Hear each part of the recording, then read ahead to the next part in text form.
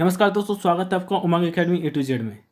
दोस्तों, इसके पहले हम बात कर चुके हैं, इस हिंदी स्पेशल में बात कर चुके हैं हिंदी भाषा की उत्पत्ति, भाषाई परिवार, भाषाई विकास क्रम, राष्ट्रभाषा तक इसमें बात कर चुके हैं। इसके पहले वाले वीडियो में इस वीडियो में बात करें राजभाषा क्या होती है, राजभाषा का जो विशेषता होती है वो कौन कौन सी होती है, हिंदी भाषा की संवैधानिक स्थिति क्या होती है, किस प्रकार से इसको दर्जा दिया गया है, कब इसको शामिल किया गया है संविधान में, हिंदी भाषा से संबंधित जो भाग हैं, अनुच्छेद हैं, अनुसूची हैं, वो कौन कौन से संशोधन हुए हैं, कौन कौन से अनुच्छेद में किस संबंधित भाषा का उल्लेख किया गया है, इन सब के बारे में बात करेंगे। उससे पहले आपसे रिक्वेस्ट है, चैनल को यदि तो आपने अभी तक सब्सक्राइब नहीं किया तो सब्सक्राइब कर लें, उसके बाद में उसका बेल आइकन होगा उसको प्रेस कर लें ताकि लेटेस्ट वीडियो की अपडेट आप तक पहुंचती रहे।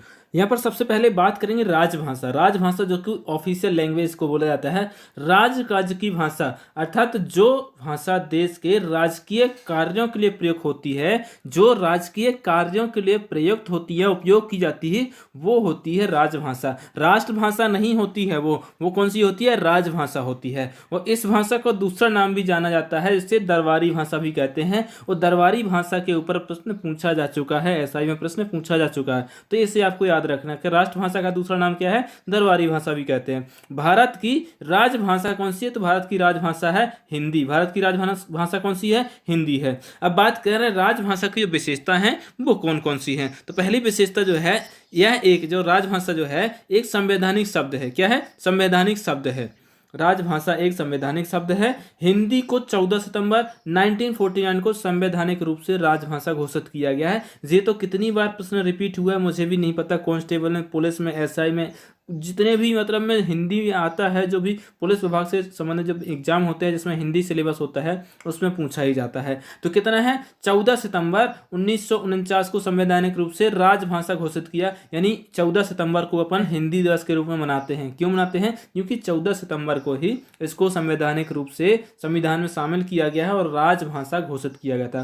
कब, 14 सितंबर 1949 को। तो हिंदी दिवस कब मनाते हैं, 14 सितंबर को मनाते हैं।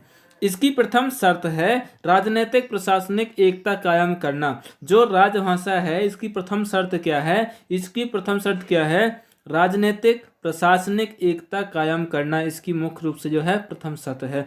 राजभाषा का क्षेत्र सीमित होता है, राष्ट्रभाषा का क्षेत्र सीमित नहीं होता है, वह विस्तृत होता है, लेकिन जो राजभाषा होती है उसका क्षेत्र जो है वो सीमित होता है। अलग अलग राज्य अपनी अपनी भाषाओं में कार्य करती है। जो भी राज्य होते हैं वो अलग अलग भाषाओं में अपने अपने कार्य करते हैं। जैसे आप पंजाब में चले जाएं तो वहाँ पंजाबी में आपको मिल जाएगा, गुजरात चले जाएं वहाँ गुजराती मिल जाएगी, आपको मलयालम मिल जाएगी, केरल साइड जाओगे, असम साइड जाओगे, असमिया मिल जाएगी। और जो भी अलग अलग राज्य हैं वहाँ पर अलग अलग भाषा का प्रयोग किया जाता है। ठीक है, अब भारत की राजभाषा तो है हिंदी, लेकिन अलग अलग राज्य जो हैं, अब आपको एक कमेंट बॉक्स से कमेंट करके बताना है कि प्रथम भाषाई रूप से प्रथम राज्य जो है जिसका गठन किया गया था वो कौन सा राज्य है, भाषाई रूप से किस राज्य का गठन किया गया था। तो कुछ राज्य ऐसे हैं जहां पर इंग्लिश जो है राजभाषा के रूप में उपयोग की जाती है, कुछ राज्य ऐसे हैं जहां पर क्या होता है, हिंदी की जाती है। ज्यादातर राज्य भारत के हैं वो हिंदी राज्य है, मतलब ज्यादातर राज्यों में क्या होती है, हिंदी का उपयोग किया जाता है। प्रशासनिक और राजनीतिक जो कार्य होते हैं उनका जो कार्य करना होता है, जो भी कार्य होते हैं पत्राचार के लिए, वो सब क्या होते हैं, हिंदी में किए जाते हैं। कुछ राज्य हैं जहाँ पर तमिल होती है, कन्नड़ होती है, या फिर पंजाबी होती है, या फिर इंग्लिश होती है, मलयालम होती है, असमी होती है। तो अलग अलग राज्यों में अलग अलग होती है और उनको यह स्वतंत्रता होती है कि वह विशेष क्षेत्र में जो उनका राज्य है वहाँ पर अपनी अपनी भाषाओं के माध्यम से उस भाषा में कार्य कर सकते हैं। अब बात करें हिंदी की संवैधानिक स्थिति। हिंदी की संवैधानिक स्थिति क्या है, भारत के संविधान में हिंदी को किस प्रकार से स्थान दिया गया है और किस प्रकार से जो हिंदी भाषा है उसका कहाँ पर उपयोग होगा, कहाँ पर उपयोग नहीं होगा, कहाँ पर किसको बाध्य किया जाएगा, या फिर हिंदी से संबंधित या फिर किसी भाषा से संबंधित कहाँ पर उसके अनुच्छेद दिए गए हैं, वो क्या कुछ दिया है। तो सबसे पहले बात करें अनुच्छेद 120। अनुच्छेद 120 जो है, संसद में प्रयोग की जाने वाली भाषा हिंदी अंग्रेजी होगी। कौन सी होगी, हिंदी और अंग्रेजी होगी, किंतु लोकसभा या राज्यसभा अध्यक्ष किसी सदस्य को उसकी मातृभाषा में सदन को संबोधित करने के लिए बाध्य नहीं कर सकता। जो हिंदी और अंग्रेजी भाषा होगी, लेकिन जो संसद होगी वहाँ पर चाहे राज्यसभा हो या फिर लोकसभा हो, उसका जो अध्यक्ष होगा किसी भी सदस्य को बाध्य नहीं कर सकता कि तुम मातृभाषा में ही भाषण दोगे, किसी भी भाषा में दे सकते हो। अनुच्छेद 210, यहाँ पर 120 था, 120 को उल्टा कर दो, 2 को इधर लेके आओ, इसके बाद में 1 को उधर लेके जाओ, तो क्या बन जाएगा 210। 120 से सीधे 210 राज्य विधानमंडल। राज्य विधानमंडल क्या होता है? जिसमें विधानसभा एवं मंत्री परिषद शामिल होता है, वो होता है राज्य विधानमंडल। में प्रयोग की जाने वाली भाषा, राज्य विधानमंडल में प्रयोग की जाने वाली भाषा कौन सी होगी, यह चुनने का अधिकार राज्य को है। अब आपसे प्रश्न पूछा जा सकता है कि जो राज्य होते हैं उस राज्य के विधानमंडल में कौन सी भाषा प्रयोग की जाएगी, इसका अधिकार चुनने किसको है? राज्य को है। यह जो अनुच्छेद है, ये इस तरीके के जो अनुच्छेद है या फिर विधि जो है वो किस अनुच्छेद में शामिल किया है या फिर किस अनुच्छेद में संबंधित है, तो वो कौन से? 210 से संबंधित है। अब भाग 17 की बात करें, भाग 17 में अनुच्छेद 343 से अनुच्छेद 351 दिया हुआ है। कौन से में? भाग 17 में। विशेष ध्यान देना, इससे प्रश्न हमेशा पूछा ही जाता है मोस्टली तब जब आप सीटेट की तैयारी कर रहे हो, एमपी टेट की तैयारी कर रहा हूँ या फिर एसआई पीएससी की तैयारी कर रहा हूँ, तब जरूर पूछा जाता है। तो अनुच्छेद 343 से लेकर के अनुच्छेद 351 का इससे संबंधित है? हिंदी भाषा से संबंधित जो भी प्रश्न पूछा जा चुका है, तो आपको ये याद रखना है। अनुच्छेद 343 संघ की राजभाषा, संघ की राजभाषा हिंदी और लिपि देवनागरी होगी। ये क्या है? अनुच्छेद 343 में दिया है। अनुच्छेद 343 में क्या दिया है? जो संघ है, जो राष्ट्र है, उसकी भाषा क्या होगी? हिंदी होगी और लिपि क्या होगी? देवनागरी होगी। विशेष ध्यान देना, जो भारत के संबंध में कहा, राजभाषा क्या होगी? हिंदी होगी और लिपि कौन सी होगी? देवनागरी होगी। ये प्रश्न पूछे जा चुके। अनुच्छेद 344 राजभाषा के संबंध में आयोग। राजभाषा के संबंध में किस प्रकार से आयोग गठित किया जा सकता है, किस प्रकार से उसमें संशोधन किए जा सकते हैं, ये कहाँ पर है? अनुच्छेद 344 में। अनुच्छेद 345 जो है राज्य की राजभाषा या भाषाएं, कौन कौन सी भाषाएं होगी राज्य में, कौन कौन सी भाषाएं बोली जाती हैं, उसमें किस प्रकार से सुधार किया जा सकता है, किस प्रकार से विकास किया जा सकता है, वो कहाँ पर है? अनुच्छेद 345 में। अनुच्छेद 346, अनुच्छेद 346 जो है किसी राज्य की अन्य राज्य या संघ के बीच पत्र आदि की भाषा। मतलब मैं यदि किसी राज्य को किसी संघ के केंद्र शासित प्रदेश जो है या फिर किसी केंद्र शासित प्रदेश को किसी राज्य से किसी भी प्रकार का पत्र व्यवहार करना है, पत्र लिखना है या फिर पत्र भेजना है, तो वो किस भाषा में लिखा जाएगा, इसके संबंध में जो नियम है वो कहाँ पर है? अनुच्छेद 346 में है। विशेष ध्यान देना, इसमें से प्रश्न बन सकता है। अब बात करें अनुच्छेद 347। 347 जो है अनुच्छेद 347 किसी राज्य की जनसंख्या के किसी अनुभाग द्वारा बोली जाने वाली भाषा के संबंध में विशेष उपबंध। जो विशेष उपबंध है वो कौन से उसमें दिया? 347 में। यदि किसी राज्य में कोई कम्युनिटी रहती है, जैसे कुछ समुदाय होता है, एक विशेष समुदाय होती है, उनकी एक पर्टिकुलर भाषा होती है, तो भाषा को बोलने का उनको अधिकार दिया जाता है, तो उसका जो संबंध है, उसका जो उपबंध दिया है, उसका जो नियमावली दी है वो किसमें दी है? अनुच्छेद 347 में दी है। अनुच्छेद 348 में सुप्रीम कोर्ट और हाई कोर्ट और संसद और राज्य विधानमंडल में विधेयक को अधिनियमित आदि के लिए प्रयोग की जाने वाली भाषा। जो विधेयक पास होंगे, जो भी नियम बनेंगे, वो किस उसमें बनेंगे, किस भाषा में बनेंगे, इससे संबंधित जो जानकारी है वो कौन से? अनुच्छेद 348 में। अब बात करें अनुच्छेद 339। 339 में भाषा से संबंधित कुछ विधियां आदि नियमित करने के लिए विशेष प्रक्रिया। जो भाषा है उससे संबंधित कुछ विधियां हैं और भाषा को नियमित करना है या फिर उसमें कुछ विकास करना है, उससे संबंधित जो प्रक्रिया है, जो विशेषता है, वो कहाँ पर मिलेंगी आपको? अनुच्छेद 339 में मिलेगी। अनुच्छेद 350। अनुच्छेद 350 की बात करें तो अनुच्छेद 350 में व्यवस्था के निवारण के लिए प्रार्थना पत्र में प्रयोग की जाने वाली भाषा। किसी भी प्रकार की व्यवस्था है, अवस्था है, तो उसके निवारण के लिए प्रार्थना पत्र में कौन सी भाषा उपयोग की जाती है, इसके संबंध में जो है अनुच्छेद 350 में दिया हुआ है।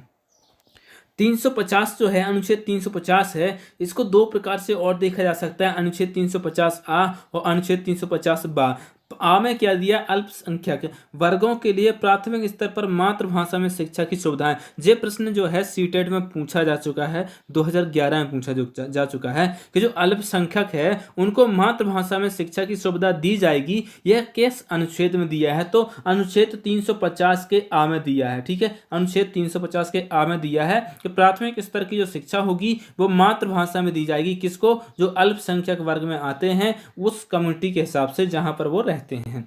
अल्पसंख्यक वर्गों के लिए विशेष अधिकारी की नियुक्ति राष्ट्रपति द्वारा जो की जाती है वो कहां पर दिया है? वो दिया है अनुच्छेद 350 बा में दिया है। यदि किसी पर्टिकुलर स्थान पर अल्पसंख्यक वर्ग के बहुत अधिक लोग रहते हैं तो उनके अधिकारों की, उनकी सुरक्षा के दायित्व के हिसाब से राष्ट्रपति द्वारा एक अधिकारी की नियुक्ति की जा सकती है। तो उसके संबंध में क्या नियम होंगे, क्या प्रोसीजर होगा, किसकी नियुक्ति की जाएगी, किस प्रकार से उसका चुनाव होगा, किस प्रकार से उसका चयन होगा, इसके संबंध में अनुच्छेद 350 में लिखा हुआ है। है, 350 के बा में लिखा हुआ, विशेष ध्यान देना। तो सबसे जरूरी जो है इसमें वो है 350 आ बहुत जरूरी है, इसमें से प्रश्न हमेशा पूछा जाता है। अब बात करें अनुच्छेद 351, अनुच्छेद 351 जो है हिंदी के विकास के लिए निर्देश, मतलब में हिंदी जो भाषा है उसका विकास होगा, किस प्रकार से होगा, उसमें क्या परिवर्तन होंगे, इसके संबंध में अनुच्छेद 351 में लिखा हुआ। काहे के हिंदी के बारे में, किसी और भाषा के लिए नहीं, हिंदी के बारे में लिखा हुआ है। संघ का यह कर्तव्य होगा कि वह हिंदी भाषा का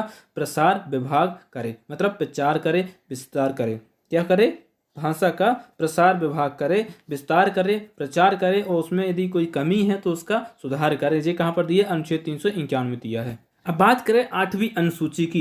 8वीं अनुसूची जो होती है, 8वीं अनुसूची में क्या क्या पूछा जाता है? तो सबसे पहला प्रश्न पूछा जाता है हिंदी भाषा संबंधित है या फिर भाषाओं के बारे में किस अनुसूची में दिया है? तो वो दिया है 8वीं अनुसूची में। विशेष ध्यान देना, कई बार इसमें से प्रश्न सीधा पूछा जाता है, बहुत ज़्यादा डीपली प्रश्न नहीं पूछा जाता, लेकिन आपको पता होना चाहिए कि किस अनुसूची में दिया है। तो 8वीं अनुसूची में दिया है। किस भाग में दिया है? 17वें भाग में दिया है। और यदि आपसे पूछा है मुख्य रूप से अनुच्छेद पूछा जाए वो 343 से 351 पूछा जाता है हिंदी भाषा से संबंधित। इसमें भाषा जो है, जो 8वीं अनुसूची है, इसमें 22 भाषाओं का उल्लेख है। कितनी भाषाओं का? 22 भाषाओं का उल्लेख है। पहले 14 भाषाएं थी, वो कौन कौन सी थी? असमिया थी, बांग्ला, गुजराती, कश्मीरी, मलयालम, कन्नड़, मराठी, उड़िया, पंजाबी, संस्कृत, तमिल, तेलुगु, उर्दू और हिंदी। पहले जो भाषा थी कुल 14 भाषा थी, और 21वां संविधान संशोधन जो 1967 में हुआ उसमें 15वीं भाषा सिंधी भाषा को जोड़ा गया। 21वां संविधान संशोधन कब हुआ था? 1967 में। अब प्रश्न आपसे पूछा जा सकता है कि 21वां संविधान संशोधन जो है वो किससे संबंधित है? तो वो है क्या है? सिंधी भाषा को जोड़ा गया है उसमें 21वें संविधान संशोधन में। 21वां संविधान संशोधन कब हुआ? 1967 में हुआ। अब बात करें 71वां संविधान संशोधन। 71वां संविधान संशोधन जो हुआ है 1992 में हुआ। कब हुआ? 1992 में हुआ है। और इसमें 16वीं भाषा कोंकणी, 7वीं मणिपुरी और 18वीं नेपाली, ये 3 भाषाओं को इसमें जोड़ा गया है। और बात करें 92वां संविधान संशोधन जो कि 2003 में हुआ था, इसमें मैथिली, डोंगरी, संथाली और ब्रोडो, ये 4 भाषाओं को इसमें जोड़ा गया है। तो कुल मिलाकर के जो 8वीं अनुसूची है उसमें कुल मिलाकर के 22 भाषाएं जो हैं उसमें हैं, उसके बारे में दिया गया है कि जो भाषाएं हैं मुख्य रूप से कौन कौन सी है। 22 भाषाएं इसमें हैं। अब कुछ राज्य ऐसे हैं जहां पर इंग्लिश बोली जाती है, इंग्लिश में कार्य होते हैं वो किए जाते हैं। वो कौन कौन से राज्य हैं वो आप मुझे कमेंट बॉक्स से कमेंट करके जरूर बताएं। 2 राज्य हैं, 3 राज्य हैं, कौन कौन से हैं ये जरूर बताएं। और ये 8वीं अनुसूची है उन भाषाओं के बारे में नहीं दिया है, अंग्रेजी भाषा के बारे में कहीं पर नहीं दिया, लेकिन भारत क्या है? विविधता वाला देश है, विविधता में एकता वाला देश है। मतलब में हर एक जाति धर्म के लोग रहते हैं, हर एक भाषा बोलने वाले रहते हैं, तो उनको स्वतंत्रता होती है, वो अपनी भाषा बोल सकते हैं। कौन कौन से राज्य हैं जहां पर जो अंग्रेजी भाषा बोली जाती है वहां पर कार्य जो है अंग्रेजी में किया जाता है, या फिर उन राज्य को अंग्रेजी भाषा का दर्जा दिया गया है, उन राज्यों में अंग्रेजी भाषा को प्रधानता दी जाती है। दोस्तों आपसे रिक्वेस्ट है, यदि आपने हमारे चैनल को अभी तक सब्सक्राइब नहीं किया है तो सब्सक्राइब कर लें, उसके साइड में एक बेल आइकन होगा उसको प्रेस कर लें ताकि लेटेस्ट वीडियो की अपडेट आप तक पहुँचती रहे। दोस्तों बहुत अच्छे कमेंट लोग आप लोगों के आ रहे हैं, पसंद कर रहे हैं लोग। उम्मीद है जी वीडियो भी बहुत अच्छा लगा होगा। मिलते हैं नेक्स्ट वीडियो में, तब तक के लिए नमस्कार। Thanks for watching.